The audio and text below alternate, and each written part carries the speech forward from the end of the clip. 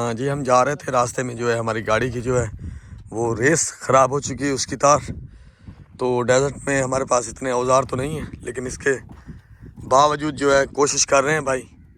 حسن بھائی، یہ ہو جائے گا؟ انشاءاللہ ہو گئی ہے بھائی، ہو گئی ہے. کو جگاڑ لگایا ہے. عالمگیر بھائی نے بھی جگاڑ لگایا، عادل سبھی جو ہے ہاتھ کالے کر کے کھڑے ہیں.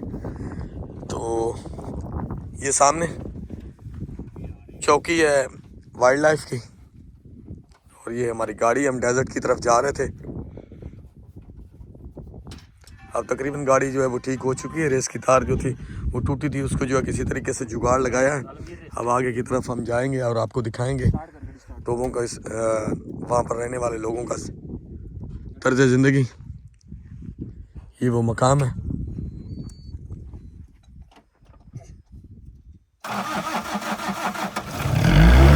گاڑی سٹارٹ ہو چکی ہے جی.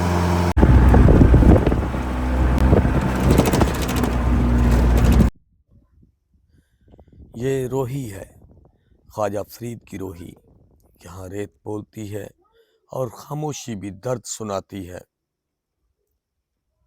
یہاں ہر ذرے میں تاریخ ہے اور ہر ٹوبے میں ایک کہانی. لیکن آج یہ کہانیاں پیاسی ہیں.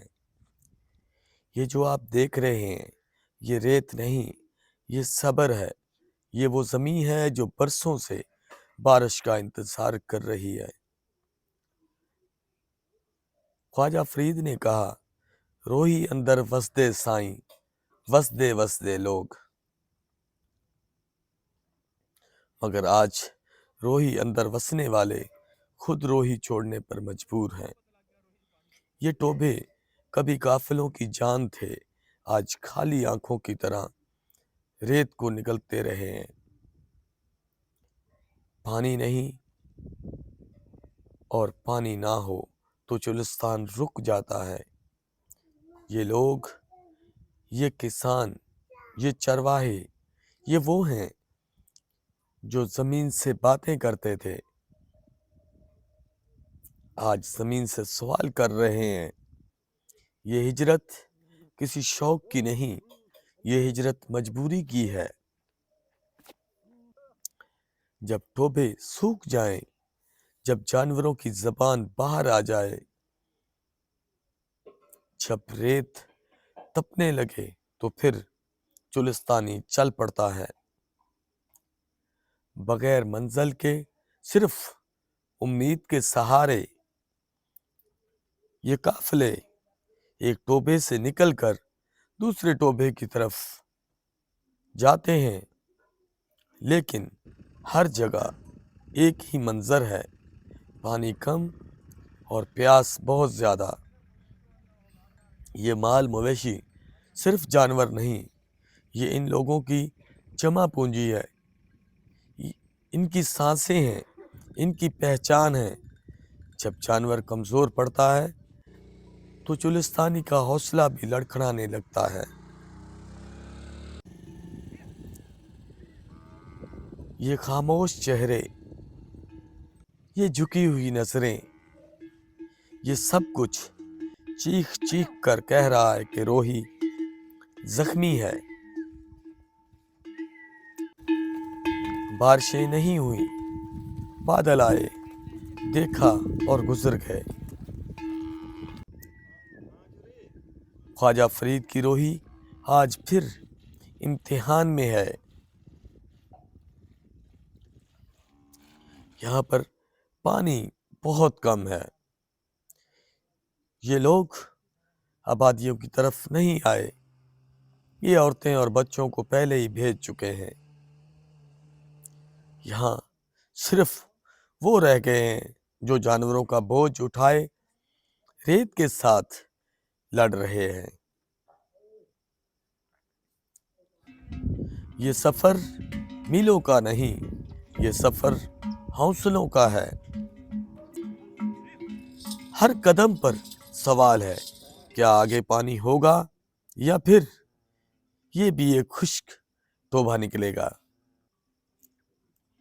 یہ ویڈیو کسی ایک شخص کی کہانی نہیں، یہ پوری روہی کی آواز ہے.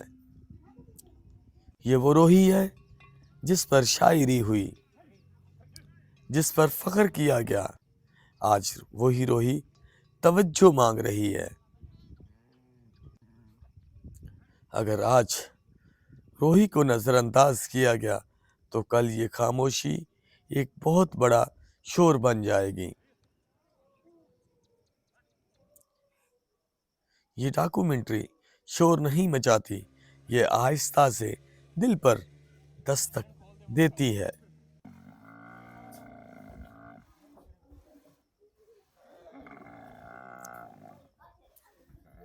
اس ریت کی صدا کو، ان قدموں کی آہٹ کو اور ان جانوروں کی پیاس کو، کیونکہ یہاں روہی ہوتی ہے تو آواز نہیں آتی، صرف کھلا پڑ جاتا ہے۔ یہ روہی ہے خواجہ فرید کی روہی، اور آج یہ پیاسا سوال ہے۔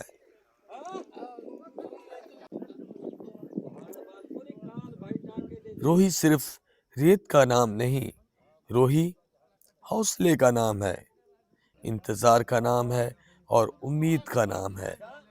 یہ وہ زمین ہے جس نے صدیوں تک سختیاں سہی لیکن سر نہیں جھکایا۔ خواجہ غلام فرید نے روہی کو یوں پکارا تھا: روہی میرے سائیں دی سکھی تے وہ سونیاں۔ آج روہی سکھی ہے لیکن پھر بھی اپنی شان میں قائم ہے۔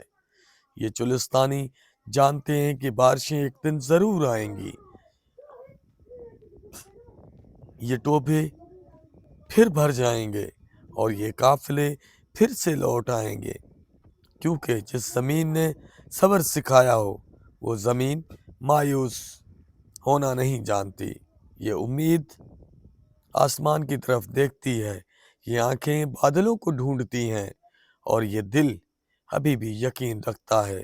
روہی آج پیاسی ہے مگر زندہ ہے، اور جب روہی زندہ ہو تو امید بھی زندہ رہتی ہے۔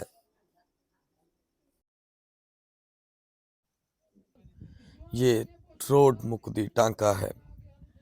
ٹانکا حکومت کی طرف سے ایک واٹر سپلائی کا کنیکشن ہوتا ہے جو چولستان میں دیا جاتا ہے، جہاں پر ایک چھوٹا سا ٹانکا ہے حکومت کی طرف سے لگایا گیا ہے، جس پر ابھی زندگی باقی ہے۔ یہاں پر کچھ لوگ بھی آباد ہیں، اپنے مال مویشی کے ساتھ انہوں نے جھوپڑیاں بنائی ہوئی ہیں اور ان جھوپڑیوں میں آباد ہیں۔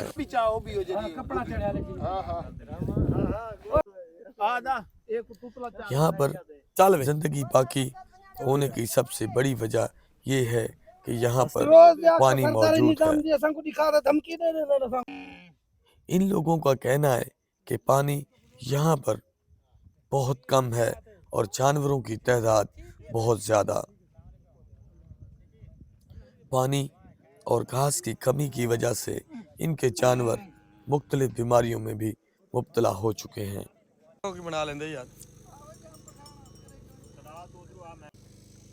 یہ لوگ خود اپنے جانوروں کی اپنی مدد آپ کے تحت ویکسین کرتے ہیں۔ ان لوگوں کا کہنا ہے کہ حکومت کی طرف سے ان کے جانوروں کے لیے ابھی تک کسی قسم کی کوئی امداد نہیں دی گئی۔ ان کے اونٹ خارش کی بیماری میں مبتلا ہیں۔ چند عرصے پہلے بھی چولستان میں اونٹوں میں ایک بیماری آئی تھی جس کی وجہ سے ان کے بہت سارے اونٹ مر گئے تھے، لیکن یہ لوگ خود اپنے جانوروں کا علاج کرتے ہیں دیسی طریقوں سے، جو ان کے پاس سہولیات ہوتی ہیں اس کے مطابق۔ یہ چولستان کو چھوڑنا نہیں چاہتے کیونکہ چولستان اور ان کے جانوروں کا ایک دوسرے کے بغیر گزارا نہیں۔ یہ لوگ آبادیوں کی طرف منتقل نہیں ہوتے، اس کی سب سے بڑی وجہ ان کے جانور ہیں جن کی خوراک آبادیوں میں اتنی زیادہ نہیں، جس کے باعث یہ چولستان میں رہنے پر مجبور ہے۔ یہ ایک چھوٹا سا ٹانکا ہے جس پر ہزاروں کے حساب سے مویشی موجود ہیں، جن میں گائے ہیں، اونٹ ہیں، بکریاں ہیں، بھیڑیں ہیں،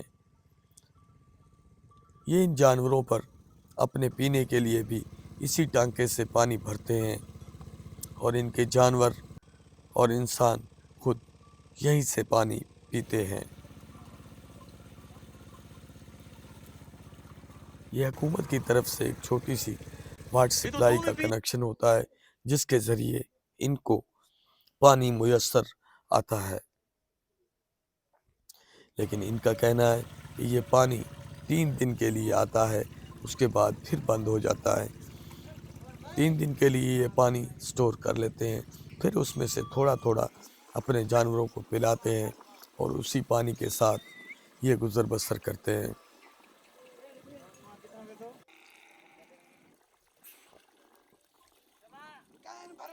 بہت سے جانور پیاسے بھی رہ جاتے ہیں جن کے مالک ان ٹانکوں پر موجود نہ ہوں تو دوسرے جو لوگ وہاں پر مکی ہیں وہ ان جانوروں کو بھگا دیتے ہیں تاکہ پانی کی کمی نہ ہو اور ان کے جانور جو ہے وہاں سے پانی پی سکیں۔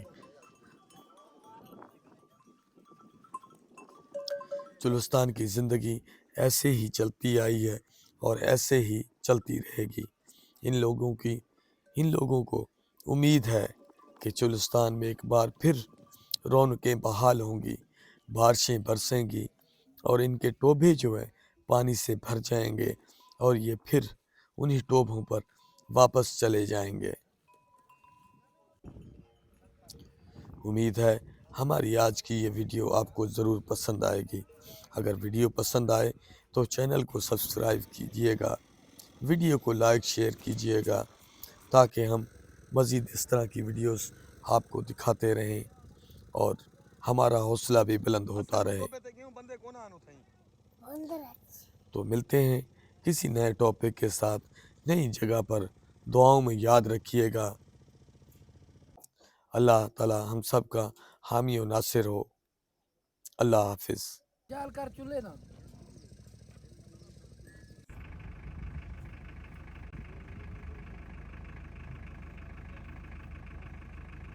چلیے۔